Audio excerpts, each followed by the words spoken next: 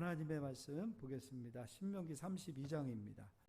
12절로 15절까지 우리 다 같이 합독하여 읽겠습니다. 여호와께서 홀로 그를 인도하셨고 그와 함께한 다른 신이 없었도다.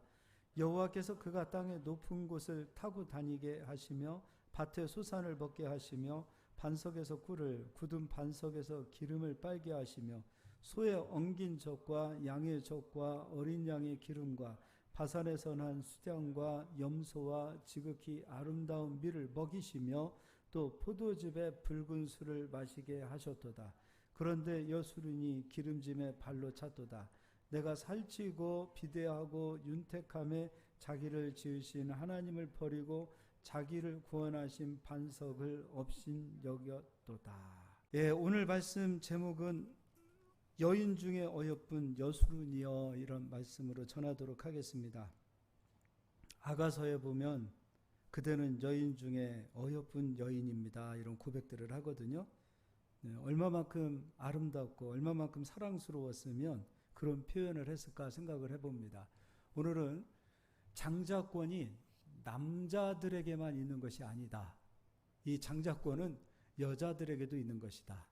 그것을 좀 전해드리도록 하겠습니다. 그래서요, 우리가 자칫 잘못 생각하면 여자분들이라고 해서 주눅드는 경우가 있어요. 가정의 머리는 남자 아닙니까? 이렇게 하거든요. 가정의 머리인 남자가 장자의 역할을 못하면 아내가 합니다. 부모가 장자의 역할을 못하면 아들이 할 수 있고요, 자녀들이 할 수 있습니다. 르우벤이 장자 역할을 하지 못했을 때에 여로보암에게 장자권이 온 것처럼, 또 에서가 장자 역할을 하지 못하니까 야곱이 장자권을 얻어온 것처럼, 성경의 역사는 첫째가 장자가 장자 역할을 못하면 그 장자권은 장자 역할을 할 수 있는 사람에게 다 흘러옵니다. 다윗도요, 막내입니다. 첫째가 장자 역할을 하지 못하니까 다윗이 장자권을 가지고 옵니다. 마찬가지로 한 가정에서도 어떠한 곳에서도 남자들이 장자 역할을 하지 못하면 이 장자권은 여자에게 오게 된다는 겁니다. 그 여자의 역할이 얼마나 중요한지 모릅니다. 우리 여자분들만 한번 고백하겠습니다. 주눅들지 맙시다. 일어서야 됩니다. 우리 여자분들이, 우리 자매님들이 얼마나 귀한 분들인지 모릅니다. 기독교 역사에 여자가 없다, 여자들의 자매들의 역사가 없다, 기독교 역사는 세워질 수가 없습니다. 우리가 잘 알고 있는 저 게르만 민족, 야만인들, 그들이 문화도 야만인이었고 복음도 없었습니다. 글도 몰랐던 사람들입니다. 그런데 그들이요, 그렇게 오늘날 선진국이 되고 기독교 국가가 될 수 있었던 그 기초, 기본은 다 중심에 여자들이 있었습니다. 그래서 오죽하면 남자는 세계를 지배하지만 그 남자를 지배하는 것은 여자다, 이런 말이 있습니다. 우리 사랑하는 자매님들, 기운 내시고 힘내시고 여러분들이 얼마나 귀중한 존재인지를 말씀을 통해서 다시 한번 깨달으실 수 있기를 바랍니다. 먼저 마태복음 1장 5절을 1절부터, 마태복음 1장이죠. 1절부터 5절까지 한번 보겠습니다. 1절부터 제가 읽어드리겠습니다. 아브라함과 다윗의 자손 예수 그리스도의 계보라. 아브라함이 이삭을 낳고 이삭은 야곱을 낳고 야곱은 유다와 그의 형제들을 낳고, 지금 장자권이 흘러오는 거 보십시오. 예수 그리스도의 계보를, 장자권들을 받은 자들이 이어오는 겁니다. 다윗의 자손 예수요. 근데 다윗의 자손을 지금 이야기하고 있는 거예요. 아브라함을 이야기하고 있죠. 이삭을 얘기하고 있어요. 그리고 에서를 이야기하지 않고 야곱을 이야기하고 있어요. 야곱은 르우벤을 이야기하지 않고 에브라임을 이야기하지 않고 유다를 얘기하고 있어요. 야곱의 12아들 가운데 실질적인 장자권은 유다에게 간 거예요. 그래서 유다와 그의 형제들을 낳고, 유다는 다말에게서, 다말과 유다의 관계는 창세기 38장에 들어가게 되어 있는데, 원래 유다의 아들 셋이 있죠. 누굽니까? 첫째가 엘, 둘째가 오난, 셋째가 셀라예요. 그런데 첫째가 하나님 보시기에 악해서 하나님 죽이셨습니다. 그래서 이스라엘의 법은 장자의 씨를 줘야 됩니다. 근데 이 엘이 결혼을 했는데 그 엘의 부인의 이름이 다말이에요. 근데 아들을 낳지 못하고 씨가 없는 상태에서 엘이 죽습니다. 그러면 이 유대인의 전통대로 둘째가 형수 다말에게 들어가서 형의 이름을 이어야 돼요. 근데 둘째 오난이 형수에게 들어가서 씨를 주지 않았습니다. 하나님 보실 때 악했습니다. 그래서 오난도 죽입니다. 그래서 유다가 생각했을 때 우리 며느리는 아들, 자식들 잡아먹는 며느리 같구나 해서 친정으로 쫓아냅니다. 쫓아낸 건 아니죠. 셀라가 클 때까지 잠시 친정에 가 있어라. 얼마나 다말의 인생이 기구하지요. 근데 어느 날 셀라가 컸음에도 불구하고 유다가 자기에게 셀라를 주지 않습니다. 그 상태에서 뭔가를 잡는데 마치 장자권을 잡는 것 같았습니다. 굉장히 빠르고 장자권을 그렇게 잡는 거예요. 자, 그렇게 해서 유다가 다말이 있는 동네로 잠시 내려오게 되어질 때 이 다말이 변장하고 창녀로 변장하고 유다를 속이고 유다의 씨를 받습니다. 그렇게 해서 다말이 유다의 씨를 가지고 와서 다윗의 혈통을 이어갑니다. 그래서 다말이라는 말이 그리스도를 세우는 나무, 그리스도가 오는 길을 여는 나무라는 뜻이 있죠. 그래서 호산나 다윗으로 오시는 다윗의 자손으로 오시는 예수여라고 찬양하고 했을 때도 이 다말이라는 것은 실제로 타마르라는 거죠. 이스라엘의 대추야자 열매예요. 그래서 그 가지를 꺾어서 예수님 가시는 그 길 앞에 그 가지를 펼쳐놓았던 것을 보게 됩니다. 어떻게 보면 부적절한 관계인 것 같으나 이 다말이 없었다면 예수 그리스도는 이 땅에 다윗의 혈통으로 오시는데 상당히 힘이 들었을 겁니다. 이 다말이 씨를 이어야겠다라는 그 소망을 가지고 그리스도를 여는 나무가 된 것입니다. 그래서 이 예수 그리스도의 족보 가운데 들어가는 여인들을 보면 우리가 생각했을 때 정말 고귀하고 우리가 생각할 때 고귀하고 정말 아름답고 그런 분들이 아니에요. 그러나 하나님이 보셨을 때 다말과 같은 여인은 고귀한 여인이에요. 그래서 이 혈통 가운데 계보 가운데 이러한 여인들이 들어옵니다. 세상으로부터는 어떻게 보면 손가락질 받을 수 있는 그런 너 네 남편 잡아먹었지 않았느냐 이렇게도 얘기할 수 있지만 하나님께서는 이런 여인들을 귀하게 여기시는 거예요. 다말이 여기에 이름에 들어옵니다. 수많은 이름들 가운데 다말이라는 이름이 들어와요. 또 어떤 이름이 들어오는가? 다말에게서 베레스와 세라를 낳고 쌍둥이를 낳습니다. 베레스는 헤스론을 낳고 헤스론은 람을 낳고 람은 아비나답을 낳고 아비나답은 나손을 낳고 나손은 살몬을 낳고 살몬은 라합에게서 여기서도 라합입니다. 라합에게서 보아스를 낳고 라합이라는 여인이 등장합니다. 보아스는 룻에게서 룻이라는 여인이 나옵니다. 룻은 오벳을 낳고 오벳은 이새를 낳고 이새는 다윗 왕을 낳으니라. 그리고 마지막 한 여인이 등장하는데 다윗의 부인 가운데 가장 어떤 면에서 보면은 왜 이 여인의 이름이 여기 들어와야 할 수밖에 없는 그 여인이 있어요. 밧세바라는 이름이 여기에 들어옵니다. 그래서 예수 그리스도의 족보 가운데 4명의 여인이 등장하죠. 다말이 등장합니다. 그리고 라합이 등장합니다. 룻이 등장합니다. 그리고 우리아의 아내였던 밧세바가 등장합니다. 그래서 6절은 이새는 다윗을 낳으니라. 다윗은 우리아의 아내에게서 솔로몬을 낳고 되어 있습니다. 이 여인들의 특징을 보자고요. 창세기 38장에 이 다말의 이야기까지 들어가면 시간이 너무 오래 걸리고 오늘은 이 라합과 룻을 살펴보도록 하겠습니다. 이제 라합을 가서 보도록 하겠습니다. 여호수아 2장입니다.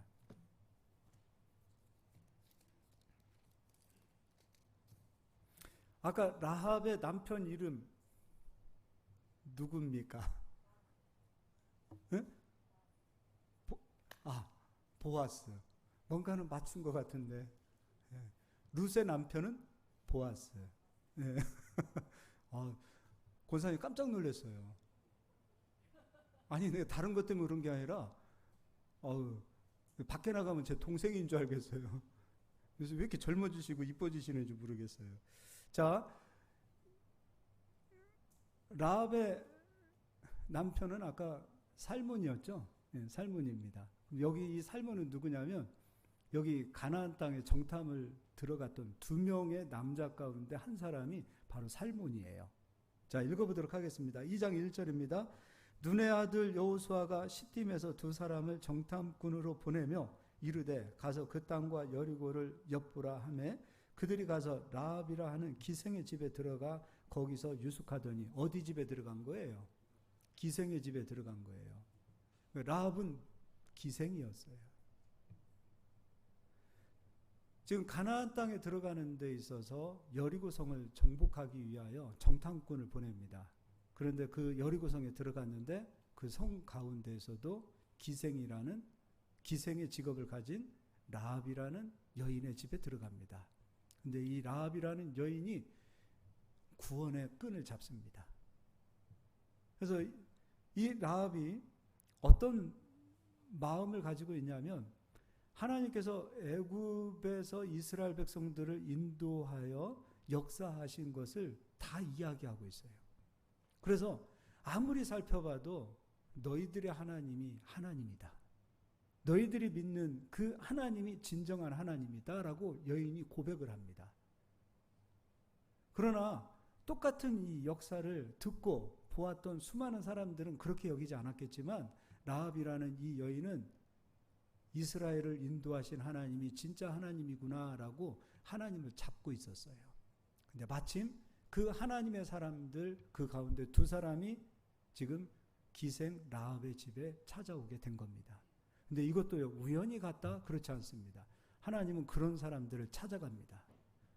하나님을 인정하는 그리고 하나님이 진짜 하나님이구나라는 것을 마음속으로 가지고 있는 사람들 어찌 되었든지 간 하나님은 다 찾아내십니다.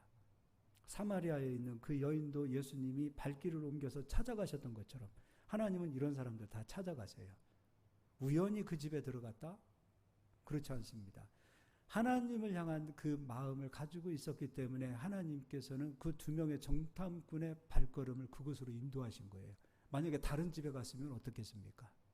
하나님의 인도하심, 하나님께서 역사하심, 그리고 걸어갔을 때, 인도되어졌을 때 하나님은 기가 막히게 하나님께서 역사하시는 사람들을 만나게 해주시는 겁니다. 우리는 그래서 우연이라고 하면 안 됩니다. 하나님의 계획 속에서 이 모든 일들이 이루어집니다. 이 여인이 이런 고백을 합니다. 8절 제가 읽어드리겠습니다. 또 그들이 눕기 전에 라합이 지붕에 올라가서 그들에게 이르러 말하되 여호와께서 이 땅을 너희에게 주신 줄을 내가 아노라.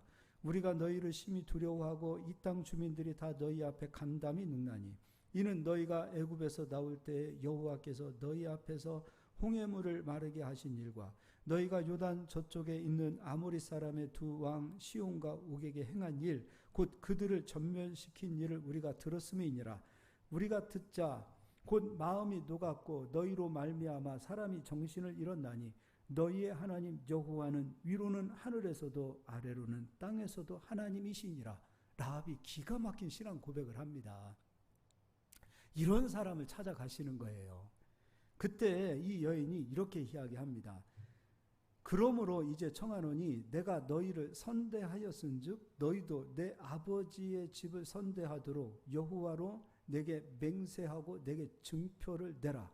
너희들이 이 성읍에 들어와서 이 성읍을 멸할 때 우리를 구원할 증표를 내라. 그 증표가 무엇인가? 18절입니다. 우리가 이 땅에 들어올 때에 우리를 달아내린 창문에 이 붉은 줄을 매고 내 부모와 내 형제와 내 아버지의 가족을 다 내 집에 모으라.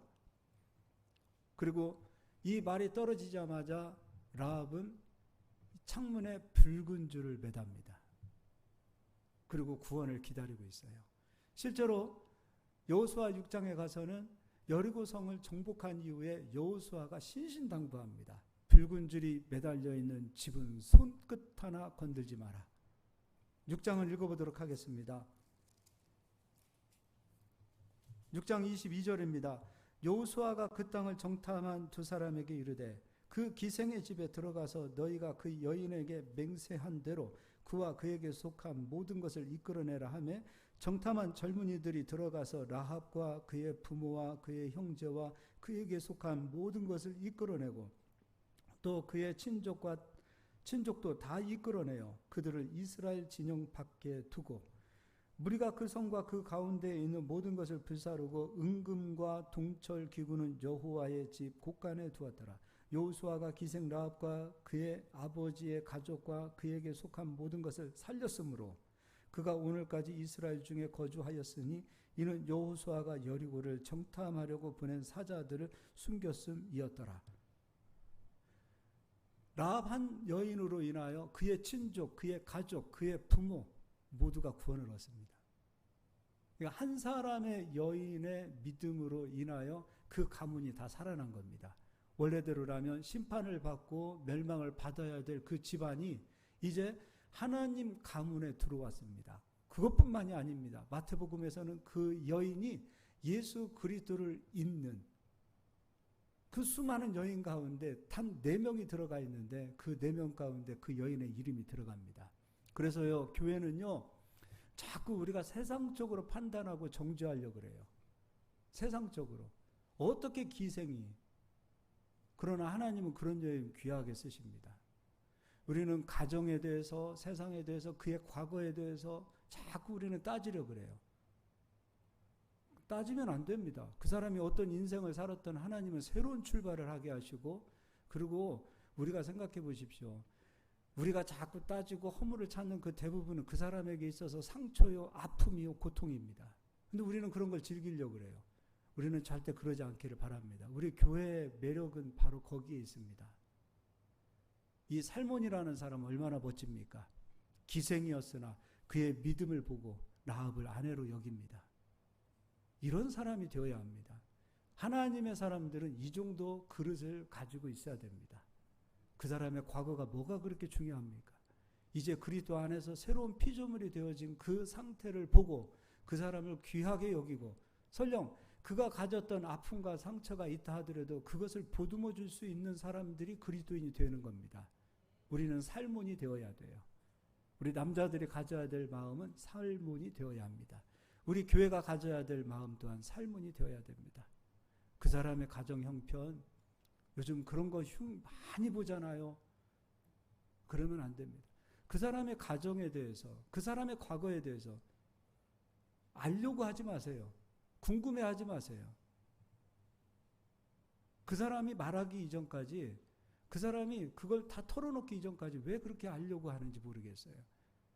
알면 뭐합니까? 알아서 뭐합니까? 우리 속에는 그렇게 타락한 본성들이 아직 자리 잡고 있어요.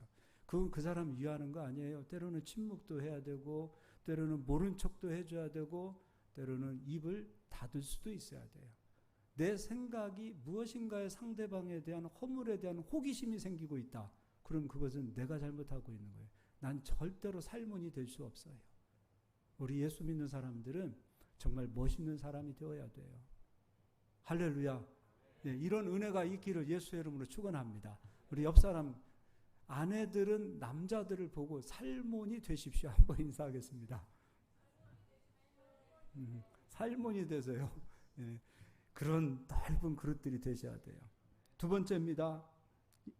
잠깐 이 라합의 얘기를 조금만 더 보고 가겠습니다. 히브리서 11장을 보겠습니다.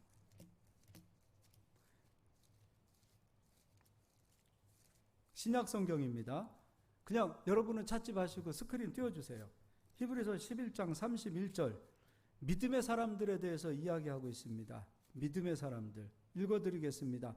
믿음으로 기생 라합은 정탐꾼을 평안히 영접하였으므로 순종하지 아니한 자와 함께 멸망하지 아니하였도다.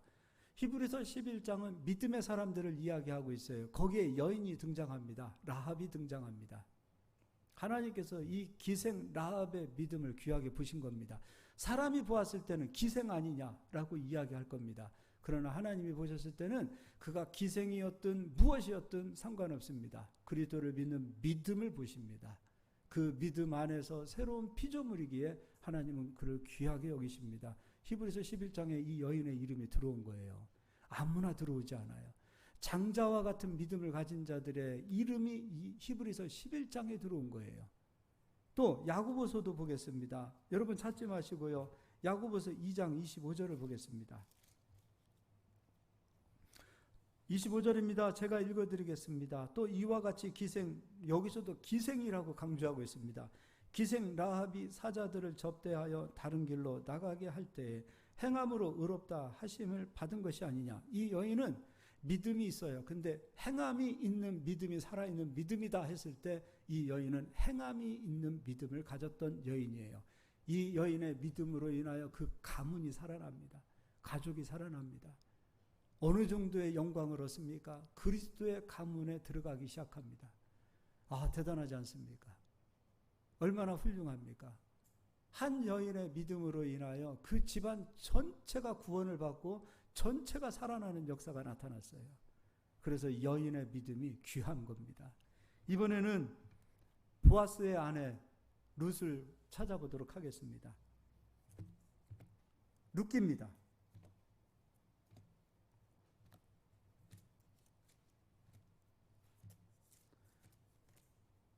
룻기 1장입니다. 우리 권사님이 말씀해 준 것처럼 이 룻의 남편은 보아스입니다. 마태복음 1장에 룻의 남편은 보아스. 보아스는 룻에게서 누구를 낳았다 그랬어요? 오벳을 낳고, 오벳은 이새를 낳고, 이새는 다윗을 낳고. 분명한 것은 보아스의 아내입니다. 그러나 그는 원래 누구의 처였는가? 그는 원래 보아스의 아내가 아니었습니다. 이제 읽어보도록 하겠습니다. 룻기 1장입니다. 사사들이 치리하던 때에 그 땅에 흉년이 드니라. 유다 베들레헴의 한 사람이 그의 아내와 두 아들을 데리고 모압 지방에 가서 거류하였는데 이스라엘 땅에 흉년이 왔어요. 그래서 이 사람들이 선택한 것은 야, 여기 흉년이 있으니까 흉년이 없는 모압 땅으로 가자 해서 모압 땅으로 왔습니다. 말씀이 있는 자리에 머물러야 되는데, 말씀이 있는 자리로 가야 되는데 눈에 보이는 판단을 한 겁니다. 내가 지금 있는 곳이 말씀이 있는 곳이 아니라면 말씀이 있는 곳으로 가야지요. 아브라함처럼 하나님이 지시하는 땅으로 가야 되는 거예요. 그리고 내가 서 있는 지금 이곳이 말씀의 땅인데 단지 지금 기근이 있다 하는 이유로 말씀이 없는 곳으로 옮겨지면 그 뒤에는 감당할 수 없는 고난이 찾아옵니다. 어떤 고난이 찾아오는가? 2절 읽어드리겠습니다. 그 사람의 이름은 엘리멜렉이요 그의 아내의 이름은 나오미요 그의 두 아들의 이름은 말론과 기론이니 유다 베들레헴 에브랏 사람들이었더라.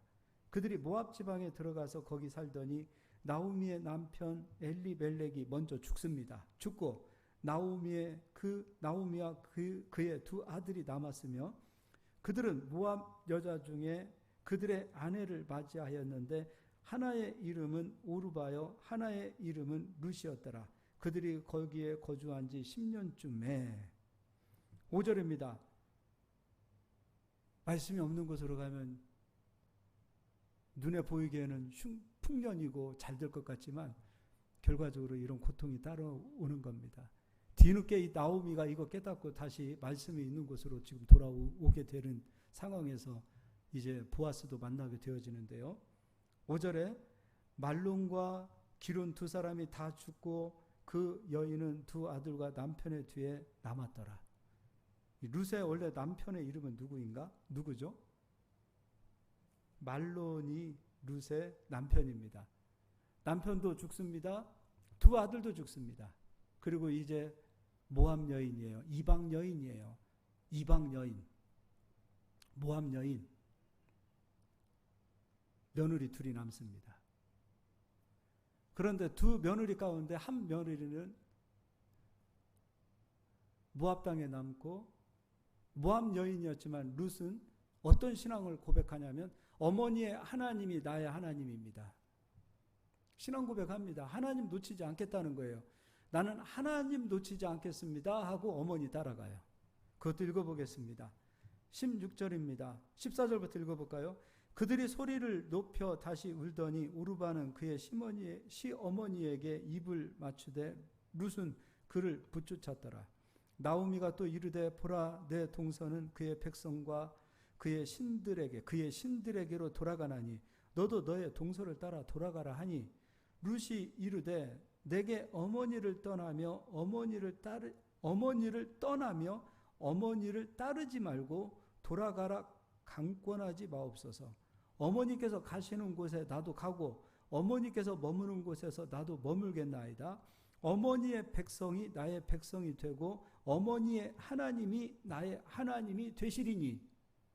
룻은 누구를 잡냐면 하나님을 잡습니다. 이방 여인이었던 그 여인이 하나님을 잡습니다. 하나님을 잡으니 이제 하나님은 룻을 책임집니다. 라합이 하나님을 잡으니 하나님께서 그의 가족을 책임지고 붙들어 주신 것처럼 이제 룻이 하나님을 잡으니 하나님께서는 룻의 인생을 붙잡아 주시고 책임지십니다. 여러분, 하나님을 잡으세요. 세상을 잡으면 세상은 나를 쓰고 버립니다. 그러나 하나님은 나를 귀하게 쓰시고 절대로 버리지 않습니다. 하나님을 붙들으면 하나님은 내 인생을 책임지시고 나를 보석보다도 더 귀한 존재로 만들어 주십니다. 하나님이 이런 분이세요. 룻은 하나님을 끝까지 붙잡았어요. 이제 책임지셔야 될 분은 하나님이세요. 룻이 자기 인생을 책임질 수 없습니다. 우리는 우리 인생을 스스로 책임 못 집니다. 룻이 하나님을 붙잡으니 이제 룻의 인생은 하나님이 책임지십니다. 이제 룻이 인생이 역전되어 버립니다. 그래서 어머니를 따라옵니다. 그리고 이제 고국으로 돌아옵니다. 사람들이 수근수근 하는 것도 있죠. 저 모압 여인, 이방 여인. 나오미는 모압에 가서 잘 되고 온 게 아니라 남편도 죽고 두 아들도 죽고. 그런데 누구를 하나 데려왔는데 보니까 며느리인데 모압 여인이야. 처음엔 수근수근 하는 것 같았지만 시간이 지나면서 사람들은 그 여인들을 평가하기 시작합니다. 야, 룻이라는 여인 대단하다. 저 사람 믿음도 좋지만 자기하고 피 한 방울 섞이지 아니한 시어머니를 저렇게 지극정성으로 모시고 있구나. 사람들의 마음이 이 여인을 다르게 평가하기 시작합니다. 저분의 신앙은 가짜가 아니야. 저분의 믿음은 진실한 믿음이었어. 저분이 신앙 고백을 했던 것은 가짜가 아니야, 진짜였구나라고 사람들이 알게 됩니다. 이게 얼마나 진실한 믿음은 속일 수 없어요. 가짜 믿음은 척할 수 있지만 진실한 믿음은 절대로 속일 수 없어요. 다 드러납니다. 언젠가 저분의 믿음이 귀한 믿음이었구나. 근데 이 룻의 인생이 이제 역전되기 시작해요. 아까 이스라엘 법에는 기업을 물으는 법이 있어요. 장자의 씨를 후손을 남기지 못하고 죽게 되어지면 그의 형제가 그 아내에게, 형수에게 들어가서 씨를 주고 그 장자의 이름을 이어가는 것. 이게 이스라엘에게 주어진 법이었어요. 근데 그 집안을 아무리 찾아봐도 이 씨를 줄 만한 사람들이 없었던 거죠. 그런데 신기하게도 하나님께서는 그 씨를 줄, 생명을 줄 남자를 예배해 놓으셨는데 그 남자가 바로 보아스였어요. 사람이 찾은 거 아니에요. 하나님께서 예배해 놓으신 거예요. 하나님께서 하나님을 붙잡고 따라온 그 인생을 위해서 귀한 남편을 예배해 놓은 겁니다. 근데 이 보아스가 얼마나 멋있는 사람인지 몰라요. 이미 한 번 다녀온 아내예요. 아내의 허물을 보지 않아요. 그 아내가 사람 됨됨이가 너무나 훌륭하다라는 사실을 보았고 하나님을 향한 믿음이 너무도 진실된 믿음이라는 것을 알고 있기에 그 여인을 품습니다. 그리고 그 여인을 아내로 맞이합니다. 그런데 이 보아스는 너무도 훌륭한 사람입니다. 이 보아스는 룻의 어머니도 책임집니다. 그리고 자녀를 낳아서 보아스는 룻의 어머니 나오미에게 그 자녀를 안겨줍니다. 진실한 사람이에요. 멋있는 사람이에요. 남자는 이 정도 돼야 됩니다. 품을 수 있어야 돼요. 여인도 마찬가지입니다. 끝까지 주님을 붙들고 따라가게 되어지면 라합 보세요. 주님을 붙잡았어요. 주님이 책임지셨어요. 룻 보세요. 끝까지 주님을 붙들었어요. 하나님께서 그 인생을 책임지십니다. 한 여인이 하나님을 진실하게 붙들었을 때 그 여인을 보고 그 가문을 붙들어 주시고 그리고 그 인생을 붙들어 주십니다. 과거는 힘들고 어렵고 사랑을 받지 못하고 상처뿐이었다 할지라도 주님을 붙들었을 때 하나님께서는 하나님도 사랑하시지만 주변에 있는 사람들을 통해서도 사랑받게 하십니다. 룻은 사랑받는 여인이 되었어요. 그래서 이걸 다 읽어보면 시간이 가고 이 룻을 통해서 어떤 역사가 나타나는가 그 가문의 혈통을 좀 보도록 하겠습니다. 룻기 4장 13절부터 읽어드리겠습니다. 이에 보아스가 룻을 맞이하여 아내로 삼고 그에게 들어갔더니 여호와께서 그에게 임신하게 하심으로 그가 아들을 낳은지라. 여인들이 나오미에게 이르되 찬송할지로다. 여호와께서 오늘 내게 기업 물을 자가 없게 하지 아니하셨도다. 그 아이의 이름이 이스라엘 중에 유명하게 되기를 원하노라. 이는 내 생명의 회복자이며 내 노년의 봉양자라. 곧 너를 사랑하며 7 아들보다 귀한 내 며느리가 낳은 자로다 하리라. 얼마나 아름답습니까? 16절 나오미가 아기를 받아 품에 품고 그의 양육자가 되니 보아스 보세요. 그 아이를 낳아서 나오미에게 안겨줘요. 사람 됨됨이 보세요. 그리고 지금 제가 3장, 2장 얘기하지 않았지만 이 보아스가 이 룻을 칭찬합니다. 당신 본이 참 훌륭합니다. 당신은 하나님을 향한 믿음도 좋지만 어머니를 버리지 않고 얼마든지 버릴 수 있어요. 그런데 그 어머니가 붙잡고 있는 그 하나님을 당신의 하나님으로 여기고 어머니를 통해서 당신이 하나님을 알았기 때문에 그 어머니를 버리지 않고 그 어머니까지 책임지고 있는 그 룻을 보고 이 보아스는 그 여인을 칭찬해요. 남자들은 이러한 여인들을 사랑할 수밖에 없어요. 우리 여기 여자분 되시는 분들, 우리 자매님들 부모님 사랑해 보십시오. 남자는 거기에 녹아요. 댐댐이라고 하죠. 저 사람은 신앙은 좋은데 믿음은 좋은데 사람들에게 하는 모습은 영 아니다 싶으면 남자들은요 마음이 움직이질 않아요. 남자는 어디에서 감동을 받냐면 저 사람이 정말 하나님을 이야기하고 하나님의 사랑을 이야기하고 있다. 그런데 그 사랑을 실천하고 있다. 거기에 녹습니다. 근데 오늘 보아스가 룻에게서 그것을 보는 거예요. 이 여인은 댐댐이가 된 여인이다. 정말 훌륭한 사람이다. 저 여인의 믿음은 가짜가 아니다. 저 여인의 믿음은 진실하다. 과거가 상관이 없어요. 어떤 인생을 살았든지 상관이 없어요. 그 여인이 진실한 믿음을 가지고 있는 그것을 보고 이 보아스는 자기의 모든 것을 다 룻에게 줘요. 이 보아스가 가난한 사람이 아니에요.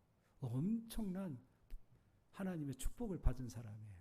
근데 그 모든 것이 다 룻의 것이 되어져요. 얼마나 아름답습니까? 우리 아내들은 룻이 되셔야 되고 우리 형제들은 보아스가 됩시다. 우리 이번에는 남자분들이 여자분들을 보면서 좀 룻이 되십시다. 이렇게 한번 해보겠습니다. 룻이 됩시다. 또 아내들은 질 수 없습니다. 남편들 바라보면서 보아스가 됩시다. 한번 합시다. 또 째려보지 마시고 보아스가 됩시다. 그런 우리 교회에 그런 남자들이 있어서 감사합니다. 자, 이제 읽어드리도록 하겠습니다. 17절입니다. 그의 이웃 여인들이 그에게 이름을 지어주되 나오미에게 아들이 태어났다 하여 그의 이름을 오벳이라 하였는데 그는 다윗의 아버지인 이새의 아버지였더라. 다말을 통해서 그리고 룻을 통해서 그리스도가 이 땅에 오시게 되어지는 길을 여는 거예요. 얼마나 아름답습니까? 그리고 18절 베레스의 계보는 이러하니라. 베레스는 헤스론을 낳고 헤스론은 람을 낳았고 람은 암미나답을 낳았고 암미나답은 나손을 낳았고 나손은 살몬을 낳았고 살몬 얘기도 나오죠. 살몬은 보아스를 낳았고 보아스는 오벳을 낳았고 그러면 보아스의 어머니가 누굽니까? 살몬의 아내가 누굽니까?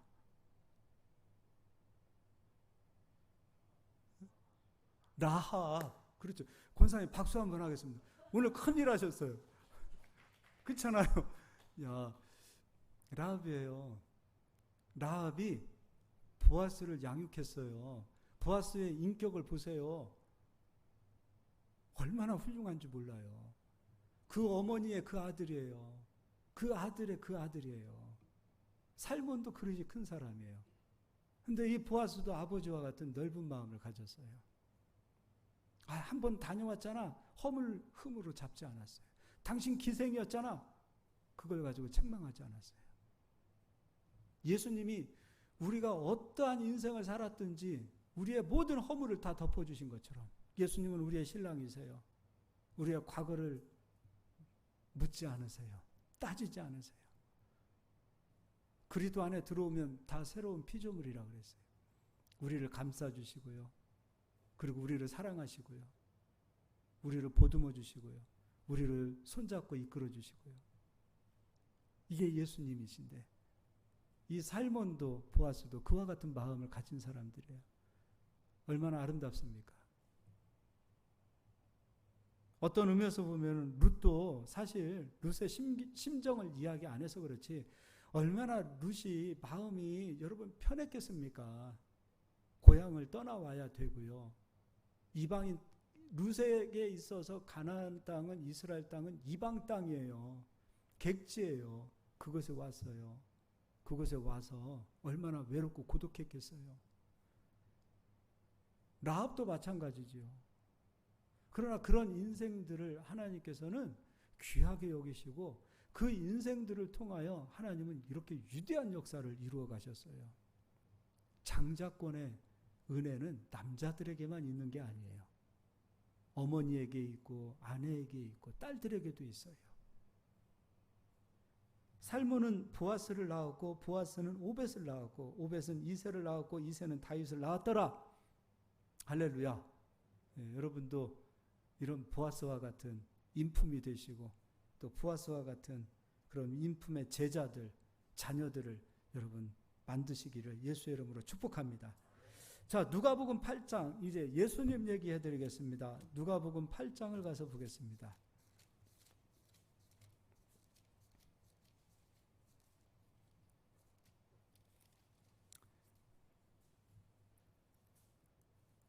제가 여러분은 어떻게 생각할지 몰라도 지금은 그렇지만 옛날에는 아니다 싶으면 목양실로 데려다가도 막 야단도 치고 그랬었어요. 진짜 막 얼마나 야단을 쳤는지 막 권사님 한 분은 막 눈물, 닭똥 같은 눈물을 막 흘리고 그러셨어요. 말씀을 빗대어서 막 엄청 야단도 친 적이 있었어요. 근데 제가 그럴 때가 언제냐면 남들의 허물, 남들의 아픔을 가지고 세상 말로 안주 삼아서 이야기하시는 분들 전 교회에서 그거만큼은 용납하지 않아요.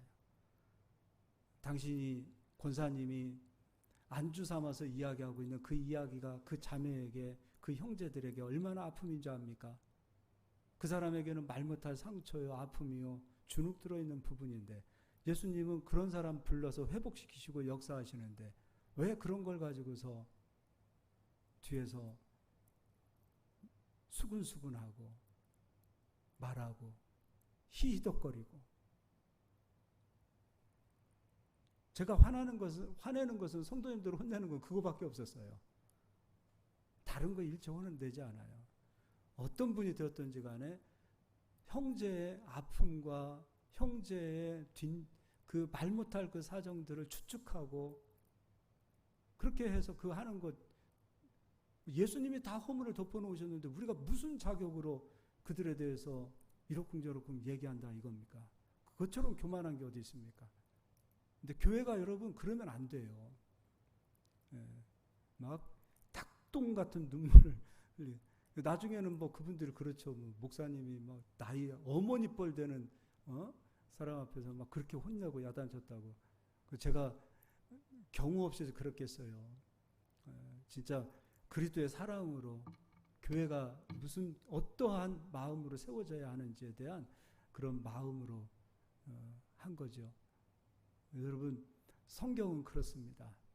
예수님은 우리가 관심을 갖고 상대방의 그 허물을 이야기하는 그 부분들은 대부분 상대방에 있어서 감추고 싶은 아픔들이에요. 고통입니다. 그래서 그런 부분들, 상대방에 대한 그런 거에 대한 호기심도 갖지 마세요. 주님도 다 덮어주셨는데 왜 우리가 그런 거에 대해서 호기심을 갖고. 안 됩니다, 여러분. 그리스도의 사랑으로 우리는 서로를 세워줄 수 있기를 보아스와 같은, 살몬과 같은 그런 우리 성도가 되시기를 예수 이름으로 축복합니다. 예. 8장 1절 읽어드리겠습니다. 그 후에 예수께서 각 성과 마을에 두루 다니시며 하나님의 나라를 선포하시며 그 복음을 전하실세 12 제자가 함께 하셨고 또한 악귀를 쫓아내심과 병 고침을 받은 어떤 여자들 곧 7 귀신이 나간 자 막달라인이라 하는 마리아와 다 보세요. 이 여인들이 예수님을 섬기고 있어요. 근데 여인들 정말 우리가 말하고 있는 온실 속에 화초처럼 커가고 있는 그런 여인들이 아니었어요. 다 거친 인생을 살았던 여인들이었어요. 그 여인들이 예수님 만나니 예수님을 섬겨요. 예수님을 끝까지 섬겼던, 무덤 끝까지 갔던 여인들도 화초처럼 온실 속에서 귀하게 자란 사람들이 아니었어요. 거친 인생, 풍파를 만나고 어려움을 만나고 고통을 만나고 남몰래 눈물 흘렸던 그런 인생들이 예수님 만나고 회복되어진 사람들이 끝까지 예수님 따라갔던 거예요. 여기 귀신 들린 여인도 예수님 만나고 예수님 끝까지 따릅니다. 그리고 어떻게 섬기는가? 3절 헤롯의 청지기 구사의 아내 요한나와 수산나와 다른 여자가 함께 하여 자기들의 소유로 그들을 섬기더라. 이런 여인들이 몸으로도 주님을 섬기지만 자기들의 소유로도 주님을 섬기고 주님을 따르고 복음을 위해서 헌신하고 있어요. 교회 역사는 여자의 역사가 많아요. 선교사들도 바울이니까 남자지 그렇지만요. 바울이 바울 되기 위해서는 여자들이 없으면 복음 전할 수 없었어요. 우리 한국교회 그리고 우리 지금 믿음의 가정들 여자들의 꺾이지 않는 그 정말 순결한 믿음을 가지고 주님을 붙들고 갔기 때문에 지금의 가정들, 가문들이 세워진 경우가 얼마나 많은지 몰라요. 핍박 속에서 제사 안 드린다고 그 핍박 속에서 그리고 예수 믿는다는 그 이유로 매 맞으면서 쫓겨날 것 각오하면서 우리 권사님도 예수님 믿고 새벽 예배 드리고 예수님을 믿는다는 이유로 우리 연세 이 권사님 되는 정도만 해도 엄청난 핍박이 있었어요. 그래도 그거 꺾지 않고 예배 자리에 왔어요. 그렇잖아요, 권사님. 고개를 끄덕이시지 않으면 제가 썰렁해집니다. 저한테 그러셨잖아요. 그런 거예요. 여자들의 믿음이 가정을 지켰더라 이거죠. 또 뒤로 넘겨서 읽어보겠습니다. 빌립보서 4장입니다.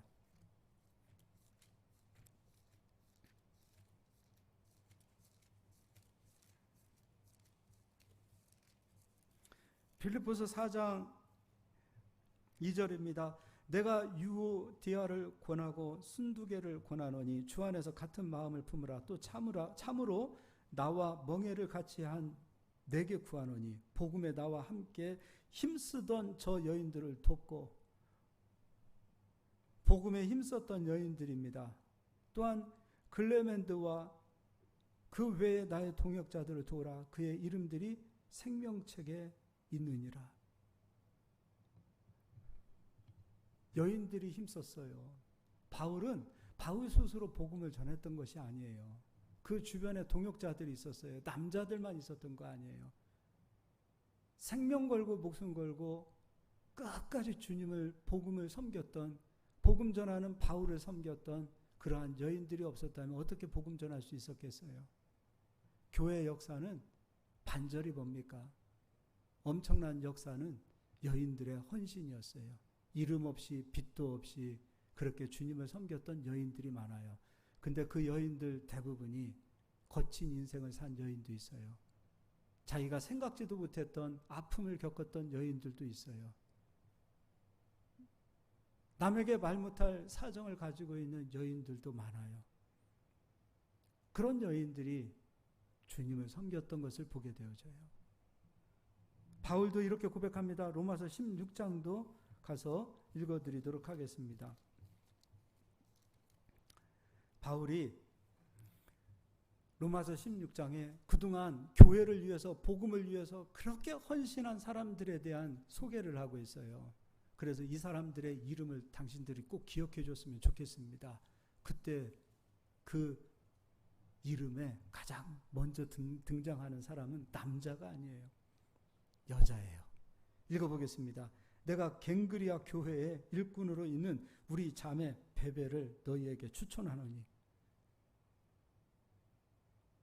교회의 일꾼, 남자도 있을 겁니다. 남자들 많을 겁니다. 그런데 16장은 복음을 위해 헌신했고 복음을 위해 충성했고 교회에 없어서는 안 될 귀한 보석과 같은 존재들을 설명할 때 가장 첫 사람을 여자로 뽑고 있어요. 그 자매가 없었다면 바울도 힘들었을 거라고 얘기해요. 너희는 주 안에서 성도들의 합당한 예절로 그를 영접하고 무엇이든지 그에게 소용되는 바를 도와줄지니 이는 그가 여러 사람과 나의 보호자가 되었습니다. 그는 베베라는 여인은 자기의 재물로 복음 증거하고 복음 선포하고 복음을 위해서 사는 바울과 같은 사람 물질로 섬겨줬던 사람이에요. 근데 이제는 아무것도 없나 봐요. 너희가 도우라. 너희가 책임지라. 그리고 3절입니다. 너희는 그리스도 예수 안에서 나의 동역자들인 브리스가와 아굴라에게 분한하라. 여기서도요. 아굴라는 남편이고 아내 이름은 브리스가예요. 아내 이름을 더 먼저 두고 있어요. 사도행전에 가서 보니까 브리스길라와 아굴라 이들은 고린도 교회를 세운 사람들이에요. 근데 그 고린도 교회는 어디에 있는가? 이 부부의 가정이 이들이 살고 있는 집이 교회가 된 거예요. 남자는 우주적 사랑을 하는 사람들이에요.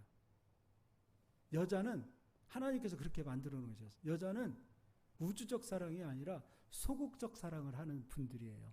즉 그게 무슨 말이냐면 우리 아이들이 어린 아이들이 많은 아이들 가운데서 함께 놀고 있다가도 아이가 넘어져서 울게 되어지면 그 많은 아이들 가운데서도 자기 엄마는 자기 아이의 울음소리를 알고 달려가요. 그만큼 엄마는 세밀합니다. 그리고 가정적이에요. 그래서 직장과 가정, 아내들은 가정을 먼저 챙깁니다. 자기 새끼밖에 몰라요. 자기 집밖에 몰라요. 근데 그게 나쁘다? 그렇지 않아요. 하나님께서 그렇게 만들어 놓으셨어요. 그런 엄마의 세밀한 사랑이 있기 때문에 우리 아이들이 건강하게 보호를 받고 자랄 수가 있어요. 근데 아빠들은 그렇지 않아요. 아빠는 사회적,